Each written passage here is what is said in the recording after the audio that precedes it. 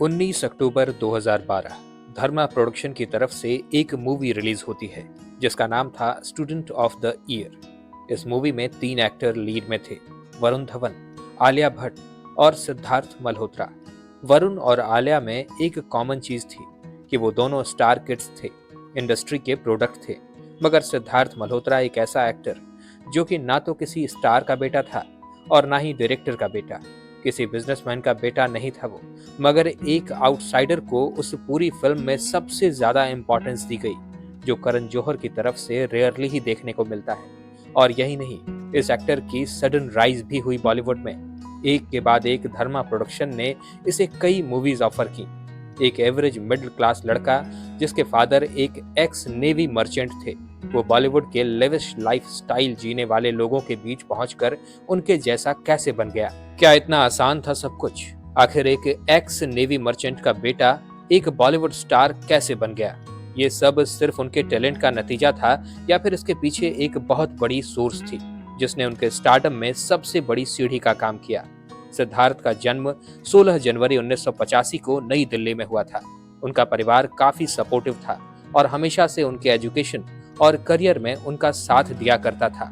सिद्धार्थ ने अपनी schooling don Bosco school और नवी चिल्ड्रन स्कूल से पूरी की। स्कूल के दिनों में उनका इंटरेस्ट स्पोर्ट्स और एक्टिंग में था। वक्त के साथ साथ उनका रुझान मॉडलिंग और फिल्म इंडस्ट्री की तरफ बढ़ गया। उन्होंने अपनी कॉलेज की पढ़ाई भी की दिल्ली से ही, लेकिन उनका मेन इंटरेस्ट हमेशा से एंटरटेनमेंट इंडस्ट्री ही रहा। कॉलेज खत्म करने के बाद सिद्धार्थ मुंबई अपनी किस्मत आजमाने चले गए। पहले उनका मेन मोटिव मॉडल बनना था, जो कि वो बन भी गए। सिद्धार्थ हमेशा से ही गुड लुकिंग और टॉल थे, जिसने उनकी मॉडलिंग करियर में काफी ज्यादा हेल्प करी। मॉडलिंग और एड्स का परफेक्ट कॉम्बिनेशन उनकी लाइफ को आगे बढ़ा रहा था, जहां एक तरफ मॉडलिंग करके वो फेम कमा रहे थे और पैसा भी, साथ ही साथ एड्स भी उन्हें मिला करते थे जिससे वो ढेर सारा पैसा कमा रहे थे। इसके बाद उन्होंने असिस्टेंट डायरेक्टर के तौर पर ज्वाइन करने का फैसला किया और सरप्राइजिंगली करण जौहर ने एक आउटसाइडर को अपने साथ my name is Khan movie में एज एन असिस्टेंट डायरेक्टर ले भी लिया, जिसके बाद एक बार फिर सरप्राइजिंगली करण जौहर ने उन्हें सन 2012 में I student of the year में कास्ट भी कर लिया। ना उसमें सिर्फ कास्ट किया, बल्कि वरुण धवन से भी ज्यादा सिद्धार्थ को लाइमलाइट दिया, वरुण धवन से ज्यादा अच्छा कैरेक्टर दिया। वैसे तो वरुण खुद एक स्टार फैमिली से आते थे, जिस वजह से सिद्धार्थ ने उन्हें ओवरशैडो कर दिया। इसके बाद भी वरुण के करियर पे कुछ खास फर्क नहीं पड़ा, बल्कि आज के टाइम में सिद्धार्थ से ज्यादा सक्सेसफुल करियर वरुण धवन का है। सिद्धार्थ और वरुण में कंपैरिजन करें तो वरुण ने ज्यादा मूवीज भी की हैं और ज्यादा हिट्स भी दिए हैं। सिद्धार्थ के थिएटर रिलीज की बात करें तो अब तक उन्होंने 13 या 14 फिल्मों में काम किया है, जो कि सेमी हिट रही हैं और एक मूवी हिट रही है। बाकी बची सारी लगभग फ्लॉप ही रही हैं और इनमें से काफी सारी मूवीज उन्होंने धर्मा प्रोडक्शन के साथ की हैं, जो कि ज्यादातर फ्लॉप ही रही हैं। ऐसे में एक सवाल बार बार दिमाग में आता है कि एक ऐसे फ्लॉप एक्टर को बार बार इतना बड़ा धर्मा प्रोडक्शन क्यों मूवीज ऑफर कर रहा था? फेमस जर्नलिस्ट सिमी चडोका ने एक इंटरव्यू में ये खुलासा किया था कि सिद्धार्थ मल्होत्रा और करण जौहर रिलेशनशिप में थे। जी हाँ, करण और सिद्धार्थ को कई बार डिनर डेट पर एक साथ जाते हुए देखा जाता था। करण जौहर सिद्धार्थ के लिए काफी एक्सपेंसिव गिफ्ट्स वगैरह लिया करते थे। ये गिफ्ट्स इतने ज्यादा एक्सपेंसिव थे कि सिद्धार्थ अपने इनिशियल डेज में इन गिफ्ट्स को अफोर्ड नहीं कर सकते थे। वो सोच भी नहीं सकते थे कि इतने महंगे गिफ्ट्स वो खरीद पाए, मगर करण उन्हें एक शुगर डैडी की तरह सब कुछ दिलाया करते थे। पड़ाके बैग्स, गुची के कपड़े, आईफोन और भी बहुत कुछ। वो इतने ज्यादा पागल थे कि आप इस बात से अंदाजा लगा सकते हैं कि एक इंडिया फार्म्स के आर्टिकल के अनुसार सिद्धार्थ अपने सो कॉल्ड स्ट्रगलिंग डेज में बांद्रा के एक पॉश अपार्टमेंट में रहा करता था और ताज लैंड एंड होटल के जिम में जाकर वो जिम किया करता था, जो कि उस जमाने का, उस समय का सबसे महंगा जिम हुआ करता था। उसका एक पेट डॉग भी था जो कि अपनी कार में सेट पर लाया करता था। वो ऑलरेडी एक बहुत ही सक्सेसफुल और अमीर मूवी स्टार की तरह जिंदगी जीता था, जबकि उसकी बॉलीवुड में एक भी फिल्म नहीं आई थी। अकॉर्डिंग टू सिमी, करण जौहर को सिद्धार्थ ने यूज किया, उससे महंगे महंगे गिफ्ट्स लिए, मूवीज में काम लिया और उसके चंगुल से निकल गया। इसके बाद करण जौहर पूरी तरह से टूट गया था। नहीं तो कार्तिक आर्यन हो या फिर सुशांत सिंह राजपूत, करण जौहर किसी आउटसाइडर को इतनी आसानी से चांस नहीं देता जितनी आसानी से उसने सिद्धार्थ मल्होत्रा को चांस दिया। सिर्फ और सिर्फ लॉन्च ही नहीं करवाया, कहीं ना कहीं वो पूरी तरह से उसका एक गॉडफादर बन गया। और कहीं ना कहीं यही सबसे बड़ा कारण है कि करण जौहर की धर्मा प्रोडक्शन आज के टाइम में बहुत ही ज्यादा भारी लॉस में है, जिस वजह से उन्हें अपने 50 पर शेयर्स बेचने पड़े, सिर्फ और सिर्फ अपने पसंदीदा लोगों को काम देना, जो इनके साथ रिलेशनशिप में ना जाए उनको लात मार देना, या फिर एक्टर्स के साथ डर्टी पॉलिटिक्स खेलना, चाहे तो वो कार्तिक आर्यन हो या फिर सुशांत सिंह राजपूत या फिर प्रियंका चोपड़ा ही क्यों ना हो। करण ने सबकी लाइफ के साथ खिलवाड़ किया है। कोई कोई इस पॉलिटिक्स को झेल पाया और कोई नहीं झेल पाया। एक ने दुनिया ही छोड़ दी और एक ने देश। हालांकि कार्तिक ने समझदारी दिखाते हुए करण और उनके लफड़ों के बारे में ज्यादा बातचीत नहीं की, जिस वजह से उसने करण का ईगो हर्ट नहीं किया और वो आज भी इंडस्ट्री में बना हुआ है। वरना करण की जैसी आदत है, अभी तक तो कार्तिक आर्यन का सामान पैक हो गया होता और वो इंडस्ट्री से कब के बाहर हो चुके होते। इतने सारे फ्लॉप्स देने के बाद फाइनली एक मूवी आती है धर्मा प्रोडक्शन की, जिसका नाम शेर शाह होता है। और ये अगेन धर्मा प्रोडक्शन के बैनर के अंडर रिलीज हुई थी, मगर ये सिनेमा हॉल्स में नहीं बल्कि OTT पर रिलीज होती है। लेकिन तब भी लोगों ने इसको हद से ज्यादा पसंद किया और यहीं से कियारा आडवाणी और सिद्धार्थ मल्होत्रा के रिलेशनशिप की खबर बाहर आने लगी। ये र्यूमर्स इतने ज्यादा बढ़ गए कि मीडिया ने सिर्फ और सिर्फ इनके डेटिंग तक के नहीं बल्कि इनकी शादी तक के र्यूमर्स छापने लगे।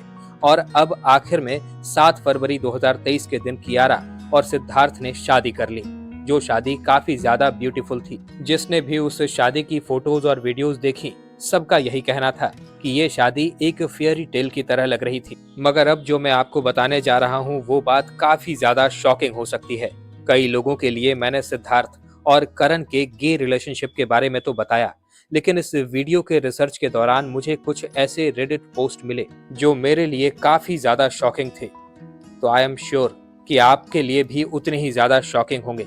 हालांकि ये सिर्फ रेडिट पोस्ट हैं और मैं इनके सही होने की गारंटी नहीं लेता, मगर इनमें से जो भी बात कही गई है, अगर वो बॉलीवुड के हिसाब से देखा जाए तो वो सच भी हो सकता है। दरअसल एक रेडिट पोस्ट में कुछ ट्वीट्स के स्क्रीनशॉट शेयर किए गए जो 2021 के थे, जिसमें उस बंदे ने कुछ खुलासा किया है। और वो खुलासा कुछ ऐसा है, 2 यंग एक्ट्रेसेस जो कि एक फेमस क्रिकेटर की बायोपिक में काम कर रही थीं, वो शूटिंग के दौरान एक दूसरे को लाइक करने लगी और ये रिलेशनशिप इतनी ज्यादा आगे बढ़ गई कि इन दोनों के बीच फिजिकल रिलेशनशिप भी हुए। साथ ही साथ वो दोनों डिनर डेट पर जाती हैं, वेकेशंस पे जाती हैं, सब कुछ अच्छा चल रहा था 2 साल तक। और ये इंडस्ट्री के लोगों को भी पता था। मगर ठीक 2 साल बाद इन दोनों का ब्रेकअप होता है और दोनों ने फिर एक एक एक्टर को चूज कर लिया। एक ने तो बल्कि हंक को चूज किया और दूसरे ने एक फ्लॉप एक्टर को चूज किया जो कि सेम उसी की तरह था। अब आप यहाँ पर समझ गए होंगे कि ये किसकी बात चल रही है। मेरे हिसाब से तो वो 2 एक्ट्रेसेस दिशा पटानी और कियारा आडवाणी थी, जो साथ में एक फेमस क्रिकेटर की बायोपिक यानी MS Dhoni the untold story में काम कर रही थी। एक ने बल्कि हंक बॉयफ्रेंड यानी कि टाइगर श्रॉफ को चुन लिया और दूसरी ने एक फ्लॉप एक्टर यानी कि सिद्धार्थ मल्होत्रा को चुन लिया। मुझे नहीं पता कि इस रेडिट पोस्ट में कितनी ज्यादा सच्चाई है, मगर इस पोस्ट के अंदर इस बंदे ने जो भी खुलासा किया है, आखिरकार वही हुआ।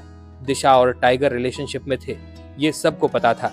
सिद्धार्थ और कियारा ने जो शादी की वो भी सबको पता थी। सिद्धार्थ और कियारा ने तो शादी ही कर ली। सिद्धार्थ जो पहले करण जौहर के साथ रिलेशनशिप में था, अब कियारा के साथ है, यानी वो भी हुआ। तो कहीं ना कहीं इस पोस्ट में सेंस तो बन रहा है। और बात रही यहाँ पे दिशा पटानी की, तो दिशा पटानी की हरकतें आप देख ही चुके हैं। मोनी राय के साथ अच्छे से देख सकते हैं और समझदार को इशारा काफी है।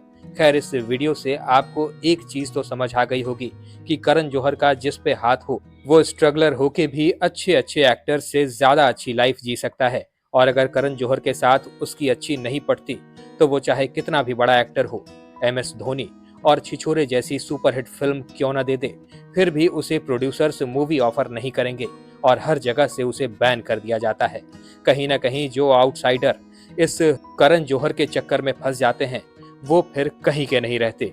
आपने सुशांत के केस में जरूर इस बात को भांपा होगा। धर्मा प्रोडक्शन ने सुशांत सिंह राजपूत को बैन कर दिया था और इसके बाद ही वो सदमे में चले गए थे। कहीं ना कहीं जो डाउनफॉल इस वक्त धर्मा प्रोडक्शन और पूरी फिल्म इंडस्ट्री फेस कर रही है वो डिजर्व भी करती है। टैलेंट को मार के पूरी इंडस्ट्री को अपनी बाप की जागीर समझ लोगे तो इंडस्ट्री आपके बाप की जागीर हो सकती है, लेकिन ऑडियंस की नहीं। जिसमें क्राउड पुल करने की ताकत नहीं होगी उसको आप कितनी भी मूवीज क्यों ना दे दो, वो काउंट फ्लॉप फैक्टर्स में ही गिना जाएगा। जाते जाते मैं एक चीज और क्लियर कर देना चाहता हूँ कि इन सब की जितनी भी जो भी सेक्सुअलिटी है, इन सब से मुझे कोई प्रॉब्लम नहीं है। मुझे तो बस ये दिखाना था कि कैसे एक एक्टर जो कि बिल्कुल भी टैलेंटेड नहीं है और आउटसाइडर है, उसे सिर्फ एक शुगर डैडी बन के आप काम पे काम दिए जाते हैं, लेकिन एक एक्टर जो बेहद टैलेंटेड था उसे बैन करके आपने सदमे में डाल दिया, जिससे उसकी आखिरकार जान चली गई। दोस्तों, इस वीडियो को ज्यादा से ज्यादा लाइक कीजिए और इस वीडियो को शेयर भी कीजिए ताकि सुशांत के असली गुनहगार को जल्द से जल्द पकड़ा जा सके और उसे सजा हो सके। हम ऐसे ही बॉलीवुड से जुड़े हुए खुलासे आपके सामने हमेशा लाते रहेंगे। आप बस अगर हमारे चैनल पर नए हैं तो इसे सब्सक्राइब कर लें और बेल आइकन दबा दें ताकि जब भी वीडियो आए तो आप तक सबसे पहले पहुंच जाए। वीडियो में अब तक बने रहने के लिए आपका बहुत बहुत शुक्रिया।